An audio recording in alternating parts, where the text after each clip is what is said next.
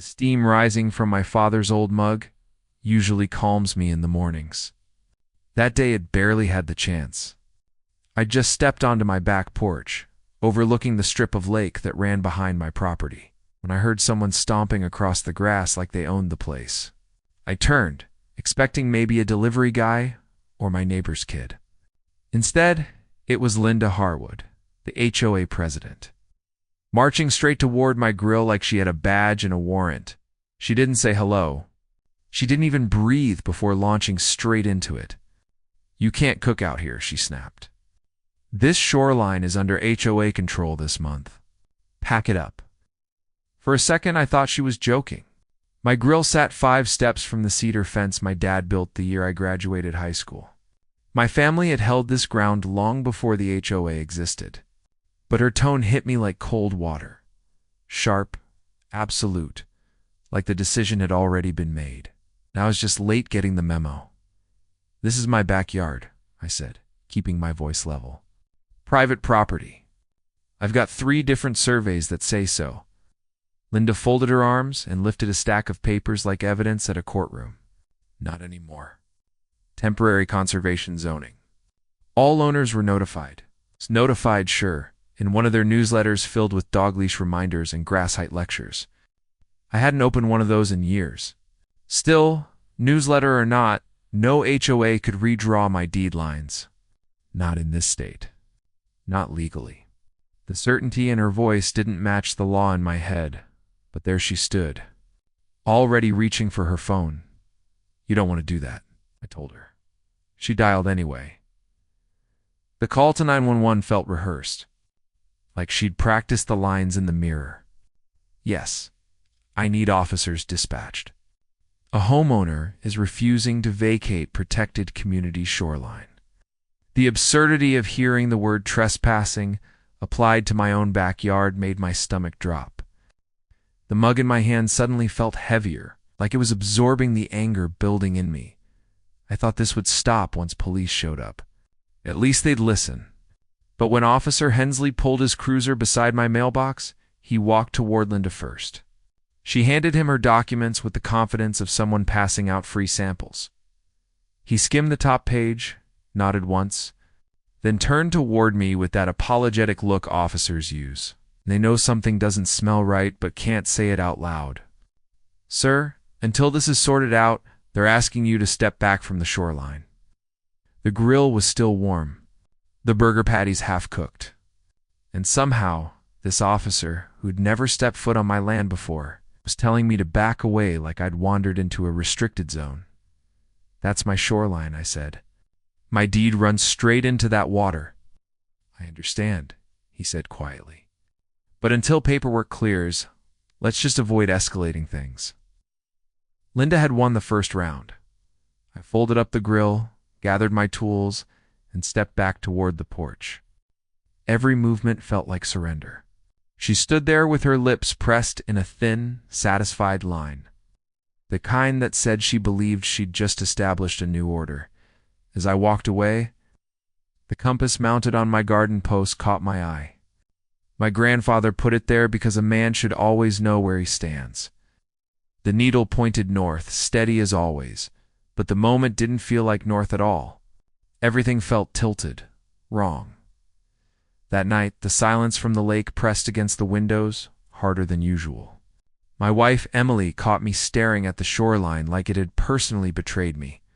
"What happened?" she asked. I handed her the digital violation notice that landed in my email 2 hours after the police left.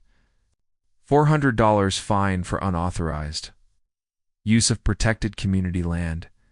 Her eyebrows rose so high, they touched her hairline. "They can't do this," she said. "You need help." The next morning, neighbors approached me like I'd been caught stealing copper wires from streetlights. Half of them whispered that Linda must have good reason. The other half avoided eye contact entirely, afraid guilt might rub off on them. By Tuesday, the whispers turned into Facebook threads. Someone had filmed the officer asking me to leave the grill area. The video reached the HOA's private group, and the comments slid from confused to judgmental. People trusted paperwork more than the man who'd lived here. 26 years, Then came the emergency HOA meeting notice. Clarification of property management rules, the subject line said. But the tone between the lines read, "You're already losing." Thursday night, the community room felt like a courtroom. Linda stood at the front wearing a charcoal blazer, her hair pinned tight. A projector showed slides with official-looking seals, maps, and words like Environmental Preservation Initiative and Shared Access Corridor. Each slide hit with the weight of authority. Each explanation sounded perfectly polished, and everything she said painted me as the guy refusing to follow community law. When she opened the floor for questions, no one defended me. Not one. I sat in the back, chest tight, feeling the neighbor's eyes cut into my skin. I wasn't angry anymore. I was stunned. How fast could a simple barbecue turn into a public shaming? After the meeting, something strange happened. I noticed the binder Linda was packing. A small label on the bottom corner read, "Revised 0416, internal draft, revised." If this conservation plan was officially approved months ago, why was the official binder still being revised last month? A thread pulled loose in my mind. The next morning, I took my father's old folder of property documents, surveys, deeds, receipts, letters to the county planning office. If Linda had real power, fine. But if she was bluffing behind paperwork, I wanted to know. The clerk, a woman named Janet, pulled up two versions of the HOA's environmental zoning request. One from March, one from April. Two different maps, two different rules. Both stamped with the same date. "That's not normal," Janet said. Frowning, my stomach dropped. Then she clicked the metadata. Both documents had been uploaded from the same account. A city council login, and both uploads were minutes apart. The hair on the back of my neck rose. Someone had altered official zoning documents. After approval, after signatures, after the public record was closed, the implications hit me. So hard I had to lower myself into the nearest chair. This wasn't about grilling or grass or newsletters. This was a setup. A land grab hidden under the polite cover of environmental preservation. As I was leaving, Janet's office phone rang. Her side of the conversation froze me mid-step. "Yes, I'm reviewing a public records request." "No, sir. It's all standard." "Yes, I understand. I'll log everything properly." She hung up slowly. "That," she said quietly, "was the city manager's office. Someone is monitoring what you're asking." A cold feeling ran through my ribs. When I stepped outside, the air smelled metallic. The lake behind my house shimmered under the afternoon sun, calm and innocent, like it wasn't the centerpiece of something larger than any of us realized. Walking to my truck, one thing settled in my chest. This wasn't a misunderstanding. This was deliberate, and I'd stumbled into the middle of it. The grill incident wasn't the beginning. It was the warning shot. The real fight was coming. I barely slept the night after my visit to the planning office.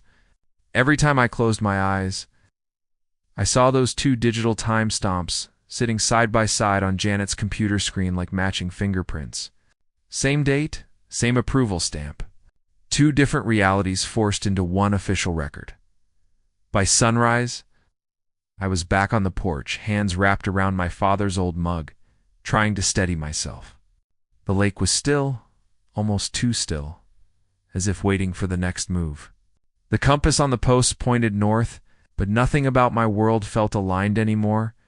Emily joined me, her hair tied back, worry softening her features. "You didn't sleep," she said. It wasn't a question. "They altered city files," I told her. Two versions. Same day. Same login. And she sucked in a breath. "You need to be careful with this." That sentence hung in the air longer than it should have. Before I could respond, my phone buzzed.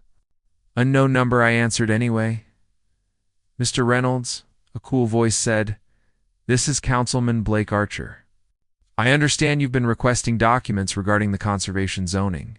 Hearing his voice made my spine stiffen. His tone was pleasant enough, but underneath it, sat a warning shaped like kindness. "I'm reviewing public records," I replied. "Nothing unusual about that?" He paused, long enough for me to picture him deciding how direct he should be. "I'd advise you to keep in mind that environmental preservation is a sensitive field. Misinterpretations can create unnecessary conflict." There it was. A gentle threat in polished form. "You altered the lakefront maps," said another pause. "We updated the documentation," he said smoothly. "Standard procedure." But the way he said updated, that slight emphasis, that hint of annoyance, told me he wasn't used to anyone questioning him. "We're done here." "Councilman," I said, ending the call. Emily set her hand on mine. "They're nervous," she whispered.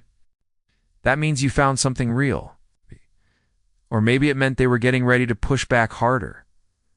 2 hours later, I had my answer. A black SUV rolled down my street, stopping in front of Linda's house. A man in a gray suit stepped out, tall, trim, polished, and walked directly to her porch. I watched from my kitchen window as they spoke in hushed voices. Linda gestured toward my house twice. The man shook his head sharply, then spoke with the clipped precision of someone giving instructions. Whatever plan they were on before, it wasn't working anymore. And now they were adjusting. Later that afternoon, a new notice hit my inbox. Mandatory community session. Finalization of conservation measures Thursday, 7 p.m. Media invited media. Finalization. They weren't backing off. They were doubling down. I grabbed my truck keys and headed back to Janet's office. If they were escalating, I needed every piece of proof I could get. She greeted me with a tight smile. "You stirred the beehive," she said quietly. "More calls?" 2 today. 1 from the city manager. 1 from a private attorney who wouldn't identify which client he represented. I didn't need to ask. I already knew. "I need to see everything connected to the zoning upload," I said. Janet locked the door, then led me to a back workstation where she pulled up the city's internal log screen. "Look here," she said, pointing at a row of entries. "March 15th to 9th, 23 a.m.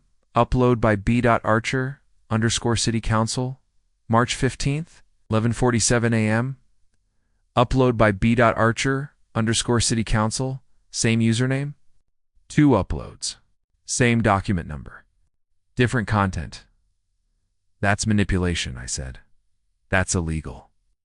She corrected softly. Then she clicked another tab. "What you didn't see yesterday," she whispered, "was this." She opened the server metadata. 2 different file sizes, 2 different creation sources. One marked with a city server tag. The other marked with an external workstation ID. "They didn't even try to hide it well," I said. Janet shook her head. "People who think they're untouchable rarely cover their tracks." Before I could ask for copies, her office phone rang again. She silenced it, met my eyes, then said, "You have to move fast. Someone wants this buried." I gathered the printed logs she prepped quietly under the desk, thanked her, and slipped out the back door. I didn't want to risk running into Archer or whoever was giving the orders.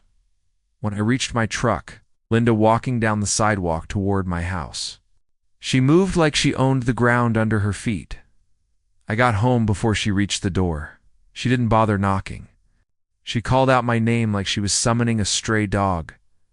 "I know you visited the planning office," she said. "I know what you're doing. This will not end well if you continue." Anger flared in my chest. "You altered my property line." "No," she said sharply. "The community adjusted access rules." "There's a difference." "There's a crime," I corrected. Her face twitched. Just a fraction. A hairline crack in her stone mask. "You're making trouble for yourself," she said. "You already made trouble for me," I replied. For the first time, I saw uncertainty in her eyes. And fear, not fear of me, fear of losing the power she'd been promised. She stepped closer, lowering her voice. If you stop digging, this all goes away. The fine, the notes, the restrictions. And if I don't? Then Thursday becomes very public, she hissed. And people like you rarely win the public fight. She turned on her heel and walked away. But she'd overplayed her hand. Threats lose their power when spoken out loud. And now I had everything I needed to show exactly what she'd been doing that night. I spread the documents across my dining table. Emily helped me sort the emails, logs, file timestamps, property maps, server fingerprints. The deeper we went, the clearer the picture became. This wasn't about conservation. It wasn't about the lake. It was about acquisition. A coordinated attempt to shift waterfront authority into HOA hands, then into Archer's development project. The dots connected themselves. Archer uploading altered documents, Linda enforcing them aggressively, a private attorney sending warnings, a finalization meeting scheduled conveniently before public review. Media invited to present their version first. This wasn't neighborhood management. This was a takeover, wrapped in environmental language. And Thursday was their finish line. By midnight, I had everything sorted into labeled folders. Emily looked at me with tired but determined eyes. So what's the plan? Expose it, I said. To who? You'll see. The next morning, I made calls. Not to lawyers. Not to local reporters. To a friend of mine who worked in state regulatory compliance. And another who'd worked in financial crimes. And another who dealt with municipal ethics enforcement by noon. 3 state-level investigators agreed to drop by the meeting as observers. They didn't promise action. They didn't guarantee anything. But their presence alone would be enough to crack the facade Linda and Archer were. Building Thursday came fast. Too fast, the parking lot. Outside, the community center overflowed with cars. Local reporters lugged cameras. Neighbors whispered in tight circles. Linda stood at the front of the room, shining with false confidence. Wearing a navy blazer that probably cost more than my entire grill, she didn't see the 3 plainclothed investigators who slipped quietly into the back row, but I did. She tapped the microphone. Thank you all for coming. Tonight, we finalized the Lakefront Conservation Initiative. A door opened at the side of the room. A woman in a dark suit entered. Walking with deliberate steps that cut the noise instantly, she flashed a badge. Hold your presentation, she said calmly. My name is Detective Nora Briggs, with the State Financial Integrity Division.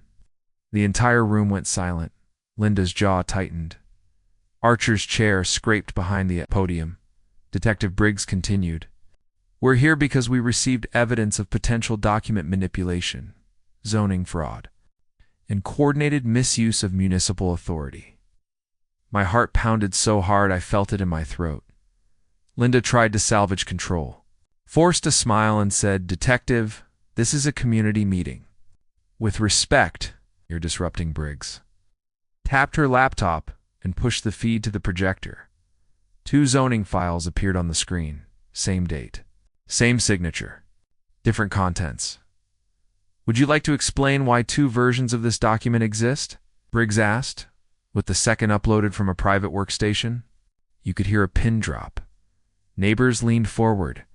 Reporters hit record. Archer stood abruptly, face pale. Linda froze, hands clamped on the podium. And in that moment, everything shifted. The power in the room no longer belonged to them. It belonged to the truth finally surfacing. Detective Briggs didn't raise her voice. She didn't need to. The projector screen did all the shouting for her. 2 zoning files. 2 different versions. Same approval date? Same signature line. The entire room leaned forward as if dragged by a single breath. Even the reporters stopped fidgeting. It was the kind of silence that comes right before something breaks. Linda gripped the podium so tightly her knuckles turned white. This is a misunderstanding, she managed, her voice paper thin. Those files were part of a routine update. Briggs clicked again. Emails filled the projector screen, not mine. Not Janet's. Archer's emails.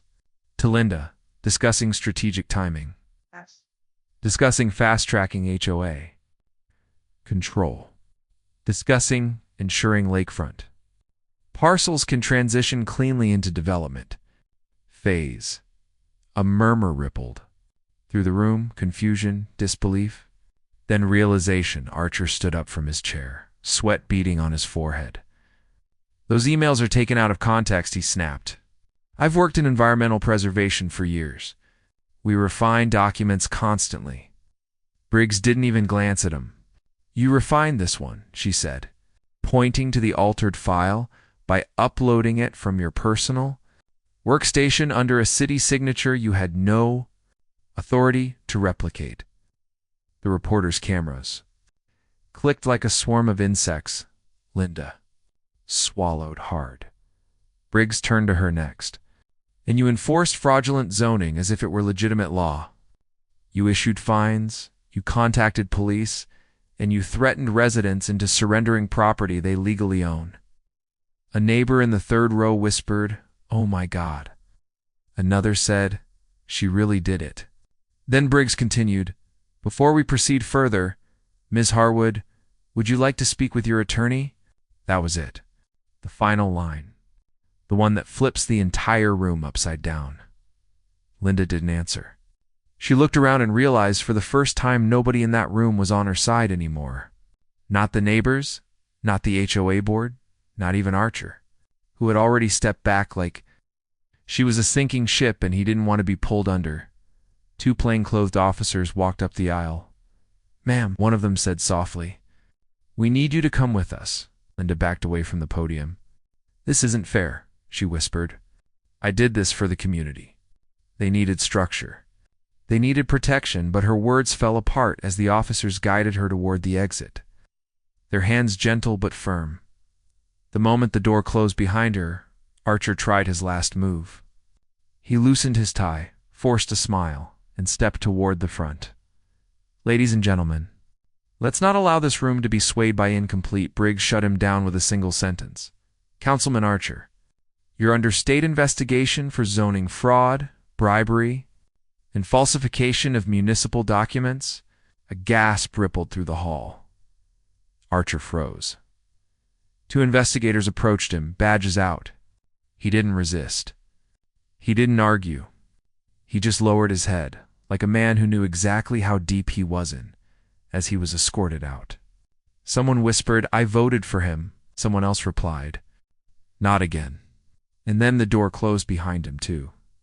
At first, nobody moved. Then, slowly, faces in the room turned toward me. Not with blame.